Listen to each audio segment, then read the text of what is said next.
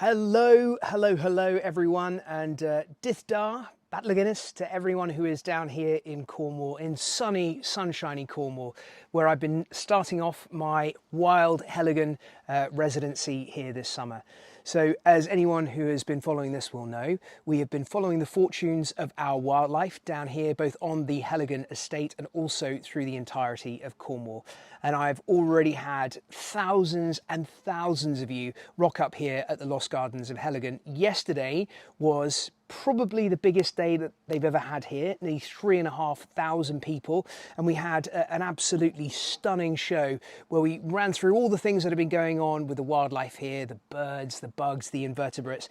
And one of the coolest things about what we're doing here is that we're encouraging anyone who comes to bring along their camera, bring along their phone, and to get some snaps of the wildlife themselves and upload them to our app, and we'll get a chance to show them on the big screen in our gallery. So first of all, I just want to show you this one super cool thing that we picked up on our trail cams here at the Lost Gardens of Heligan. So I'm going to show you that this is a nighttime shot that was shot in our woods. And when you get a little look at this, what on earth do you think that is? I have to admit, I did a massive double take when I saw it for the first time. It kind of looks a bit like a strange pig wandering through shot, and it is ghostly white in colour. And it turns out that that is an albino badger. How wicked is that? Right here in the woods at the Lost Gardens of Heligan.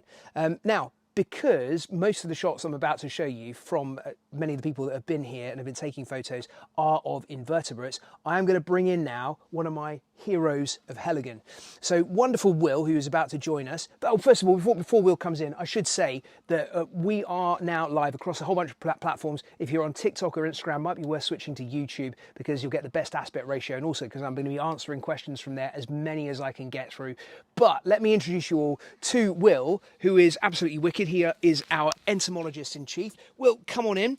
Hi everyone. Hi. So Will, first of all, you might have the greatest Instagram handle in history. Can you let the folks know what it is? Yeah, thank you. It's Hill Walks with Will Hawks, which I was incredibly proud of when I thought it up. Well, I should think so too. I could do with something that snappy myself. Your next task is to find something for me, Will. Perfect. Yesterday on stage, using the teeny tiny macro camera, you managed to provide for me some of the coolest bugs that I've ever been able to show on the big screen to the folks. Can you tell everyone what they were? Oh, they were lovely. So we had a queen bumblebee, a buff-tailed bumblebee, and right now, this time of year, all the queens are emerging from their nests, and they're all a bit sleepy because they're so big, and they're just collecting the nectar as one was doing in your hand on the buddleia.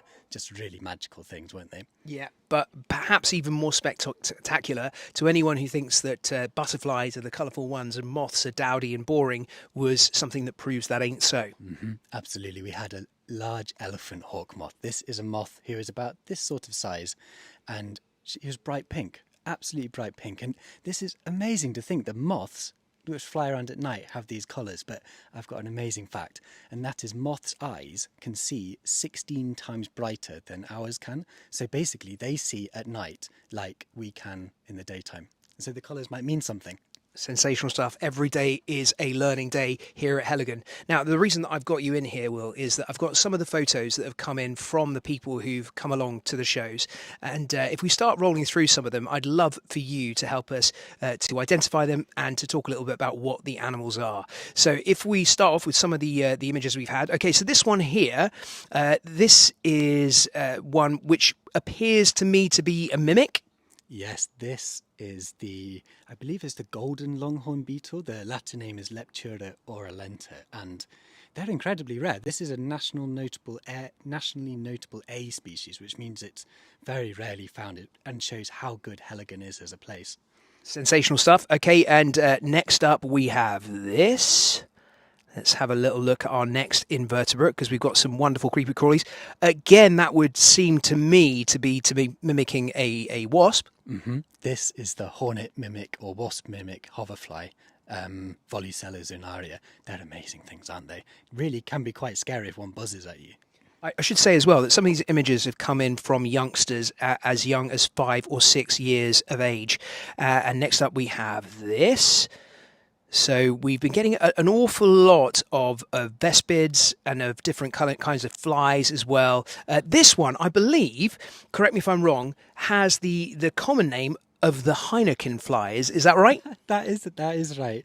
This is amazing, and they've got the longest tongue of any hoverfly, which means they pollinate. Well, in the photo you can see that flower has a really long nectar tube, so they can stick their tongue right down and get all the nectar from there. So anyone from my generation and remembers the Heineken adverts that they refresh parts that other beers cannot reach, well, this hoverfly can stick its tongue where other hoverflies cannot reach. What have we got next? Let's have a little look. Amazing that these have all come in one single day from the folks coming. Right, now this is the reason that I've got you in here, Will, because this photo popped up from one of the youngsters. It is geotagged to have been taken right here on the estate, and something about it didn't quite click with me because, Will, drumroll please, it is a plain tiger butterfly. I'm filled with excitement about this. This is ridiculous. So we had a look online on the records of the UK, and we can only find one record of this butterfly ever being seen in the UK before. They're a migrant species, usually found right down in the south. You occasionally see them in Greece and places like that. And we've had a lot of warm weather recently. The winds have been blowing from the south. Maybe this butterfly has come up from there. Isn't that just the most incredible thing? And this is only like day 2 that we've actually been showing our photographs, and this is what we've managed to record. Possibly the second ever recorded sighting of this butterfly, and it's been right here at the Lost Gardens of Heligan.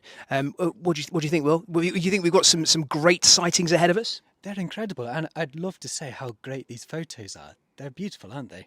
Yeah, absolutely. And, they're coming in not necessarily from professional photographers, but one of the big things that we're trying to achieve here at the Lost Gardens of Heligan is to encourage youngsters, families to get involved in wildlife photography and filmmaking, and to learn an awful lot from this fella, as I am doing too. Well, thank you very, very much. And we will see you tomorrow on stage, right? See you on stage. See you later. Amazing stuff. Thank you very much, Will.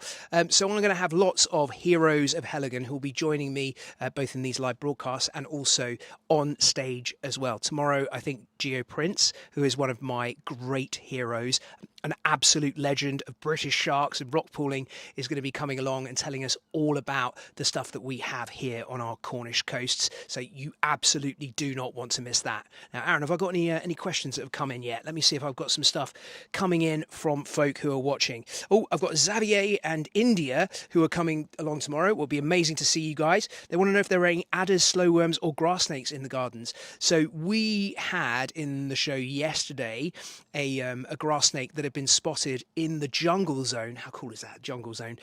About half an hour before the show, and we still managed to get the footage up on the screen during the show. Today we had a slow worm actually on the big screen live, which was super, super cool. It's been a really good early summer for reptiles because it's been so warm. We've even had some cracking footage come in from sand lizards up on the north coast as well. My son Cam would like to know if there are any oak bush crickets there. Absolutely, yes, we had one of those live on screen as well, actually. What is your favourite non-marine animal in Cornwall? From Lucy in Redruth. I mean, we had a polecat in our garden just a couple of days ago. We've had the camera traps out desperately trying to get some footage of it because it's pretty unusual, pretty rare, and we saw it with our own eyes. So that is definitely up there. Hi to Rowan from Porthcawl, South Wales. Diolch yn dda iawn. Very, very nice to speak to you, Rowan. James would like to know what's the most exciting animal you've seen at Heligan so far this summer. I mean, I think that the large elephant hawk moth that we had on screen yesterday, which was in my hands in the middle of the day, and I could show in macro glory on the big screen, was very, very special. Jason and Gamma, who says they're coming along to the South Bank Arena in Liverpool in October. Sensational stuff. To any of you guys out there who can't get along to Heligan, my arena tour, my Deadly Live arena tour, is going to be in October, touring the nation. It's going to be awesome. Please have a little look at that. James Hayden, big fan, been watching your work for a while now. What was my most terrifying experience? Probably the Cha-Cha-Cha, Strictly 2014. Ramona would like to know, what was the first time you saw a snake in the wild, and do I remember what it felt like? Well, I kind of did it a little bit backwards, because I mean, I do remember sort of like seeing grass snakes and adders when I was a kid, but actually the ones that had the biggest impact on me were the first times that I went to Africa, and I remember seeing a giant African rock python slither across the road in front of our Jeep. We slammed to a halt, pretty much threw everyone through the front windscreen, because this giant snake that was as fat around as my waist was travelling right across the road. It was absolutely wicked. Big shout out to Percy, who is on holiday in the Isle of Man. Hello, hello. Lewis, who's coming along to the Wild Heligan. Fantastic, awesome stuff. And Grace, aged 8 from Cornwall. Dithda, Grace, it's really, really nice to hear from you. Oh my goodness, this is amazing. Got loads of stuff coming in.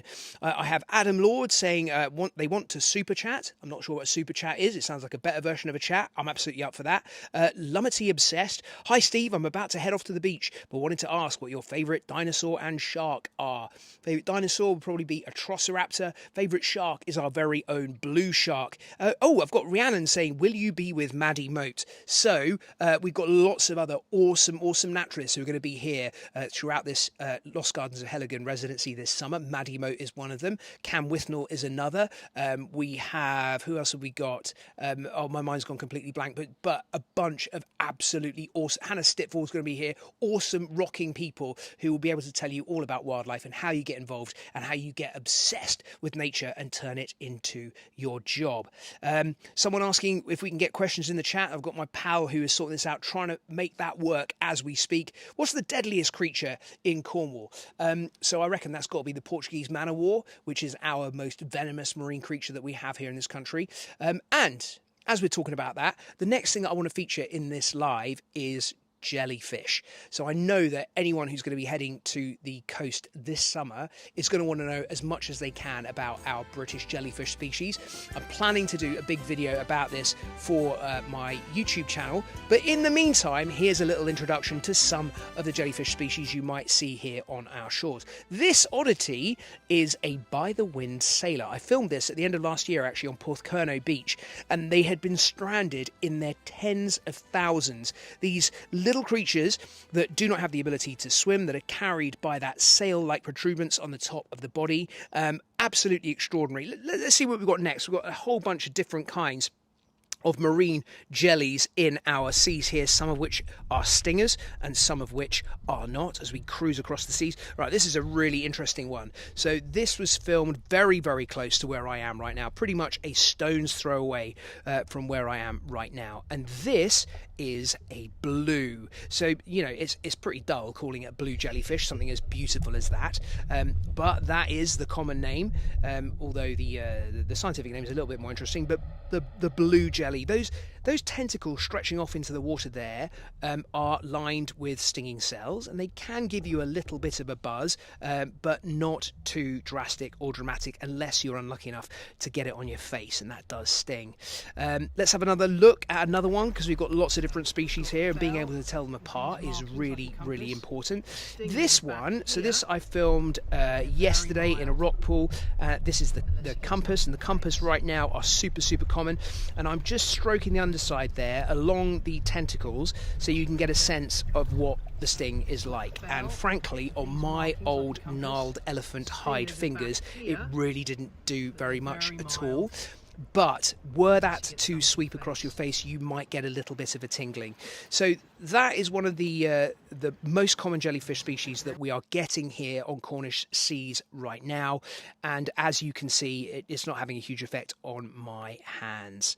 I think it's really important that we get a sense of what different kinds of jellyfish we have, because some of them are totally, totally harmless and we should just enjoy looking at them. Others could potentially be quite dangerous. So if we have a look at another more common species that we've got right here in the summer now, well, this one here is becoming more and more common. This is not a true jellyfish, but it is. I'd love to hear you guys shouting as loud as you can what kind of an animal this is, because this is found in our seas in increasing numbers, and they are Portuguese man-o'-war. So again, as I said, it's not a true jellyfish species, but running down the length of those stinging cells, of those tentacles, are stinging cells called nematocysts that can fire out in good amounts. And if you do find one of these on the beaches, or if you see one in the sea, do keep your distance. You know, because I've got a full wetsuit on there, including covering up my hands, it can't contact anything organic, and that's the thing that causes those stinging cells to fire out. Don't touch them, even if you see one on a beach, because they can still sting long after they've been washed ashore and long after they are dead. There's a couple more species I want to quickly rattle through to make sure that you've had the full gambit of jellyfish that we have here in our seas. This one here is the mauve stinger. Why is it called a mauve stinger? Because it's mauve and it stings. And then next up we would have this, the moon jellyfish. This one is totally harmless. Those are its gonads or sexual organs, giving those 4 rings in the centre of it. They're everywhere, and they are completely harmless. Any others to quickly rattle through and show you what we've got here in our seas right now? Because we've got a surprising diversity of different jellyfish species.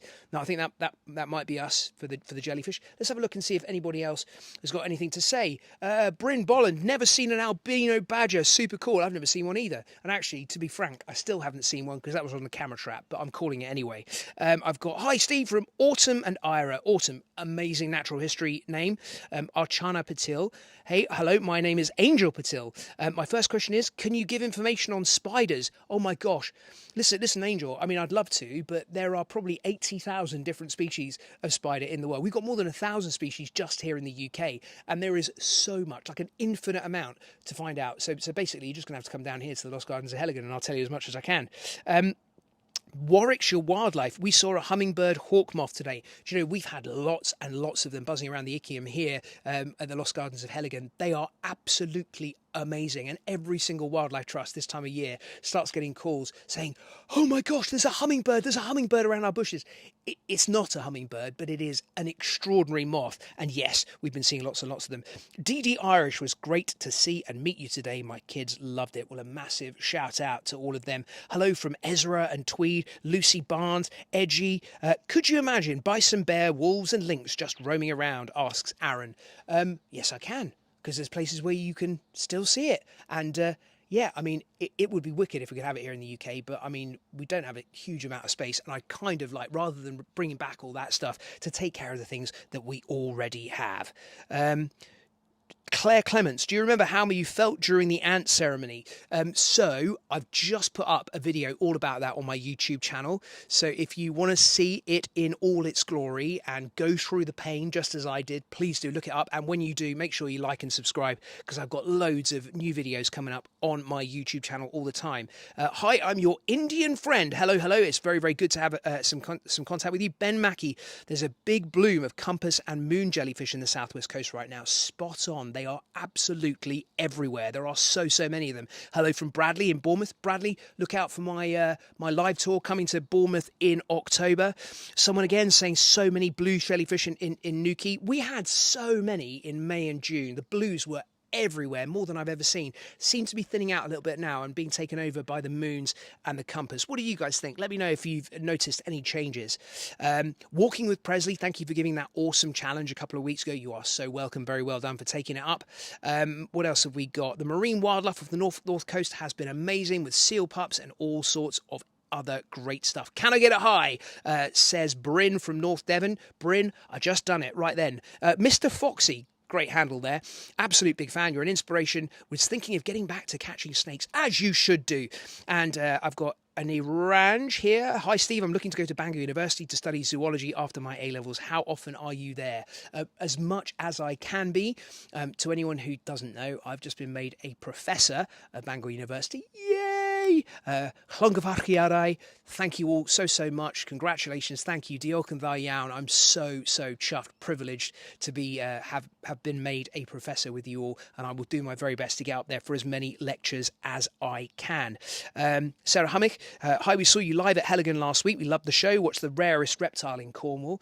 Well, we don't get smooth snakes here. We do get sand lizards, and we have seen sand lizards up on the north coast in the sand dunes, but they are pretty rare, so it's probably those.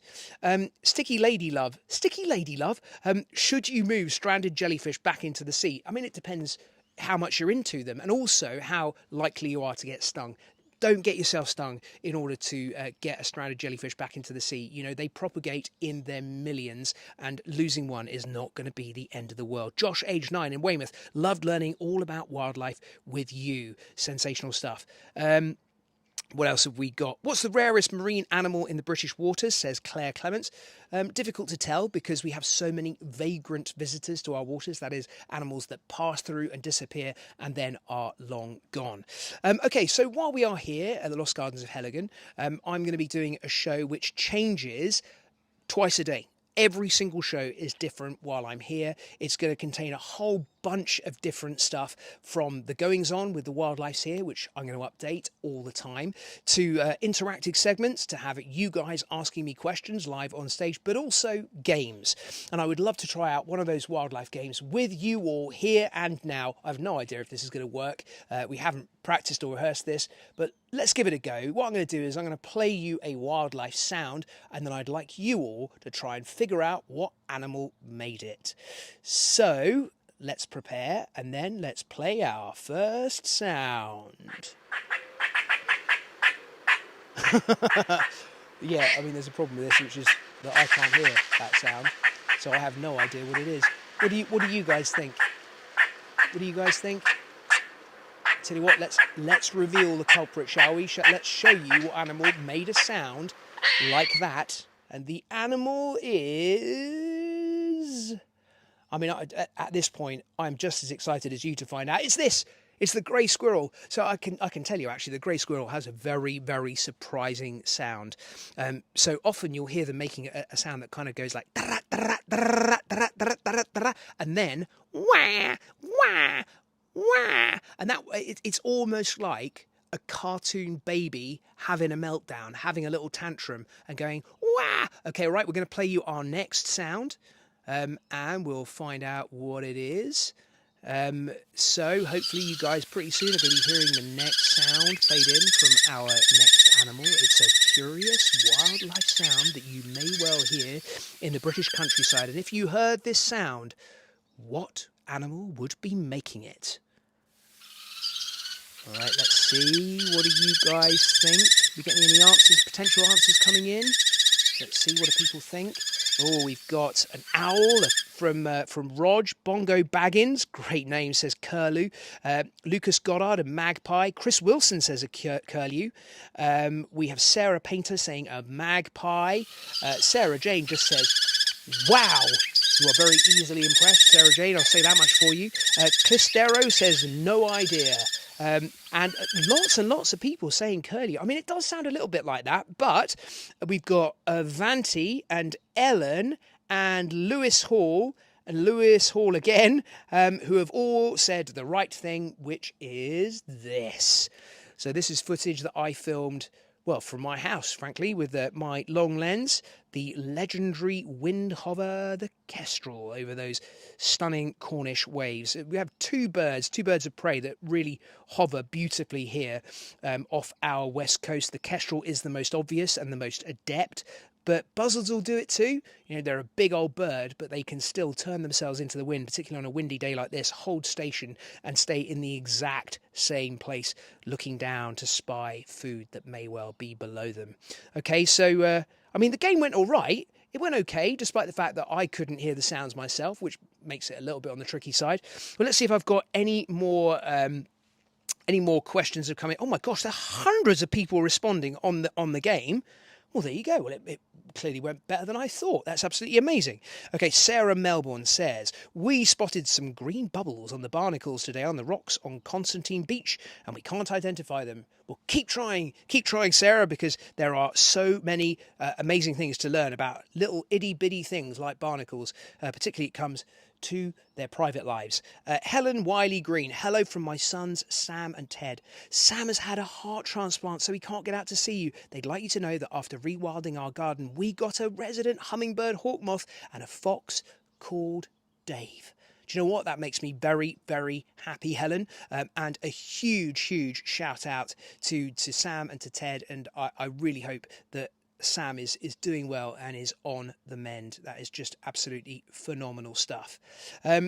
Right, you guys, so what else have I got to tell you? So I am going to be, over the next couple of weeks, putting out a whole bunch more videos on my YouTube channel, many of which are going to deal with the kind of things that I've been doing for a living for a long time now. So there'll be things about animals in the sea, what sting and have astounding venoms and poisons and toxins. That was going to be coming out very, very soon. I've got stuff on some of the new discoveries in the areas of shark science, because there have been a whole bunch of new species that have been discovered in the world's oceans by people like Necton Ocean Sensors. Massive shout out to all of them. And I will be unveiling some of those wonders, new species that have been found in our deep seas on my YouTube channel over the next week or so. So please, please like, subscribe, hit the bell icon, all that stuff that you hear over and over again and bores you to tears. It really does make a massive difference to me and my whole team as we're slogging away trying to get these videos out.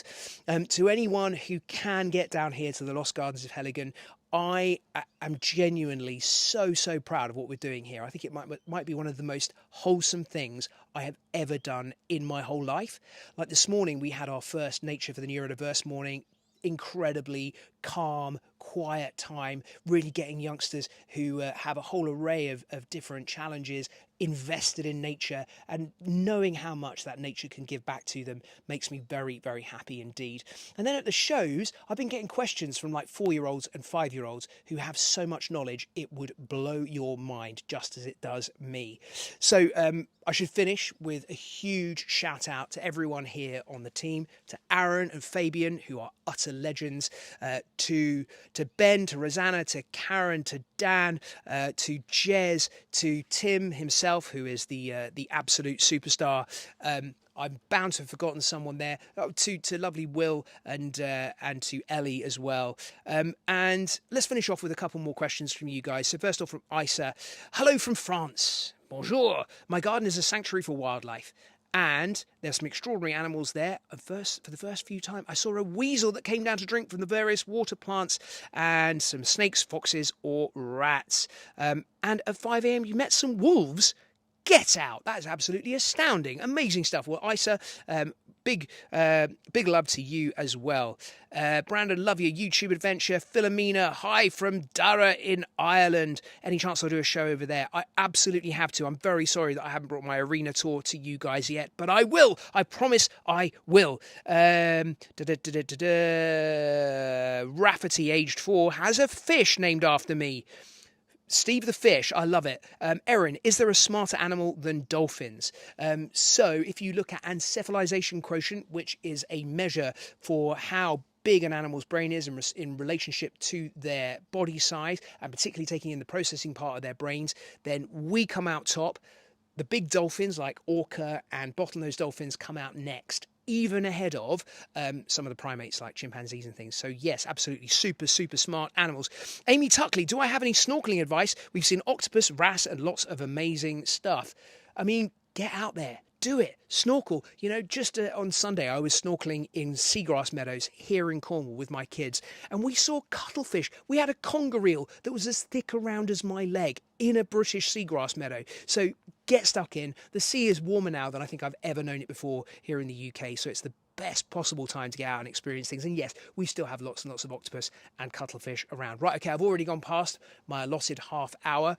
Come on down to the Lost Gardens of Heligan. You won't regret it. It is absolutely astounding. If you can't do that, I've got my arena tour in October. Sign up to my YouTube channel. Any other stuff I can flog, I don't know. I'm kind of running out of ideas now. But huge love to all of you, and all the very best from me, Stevie B.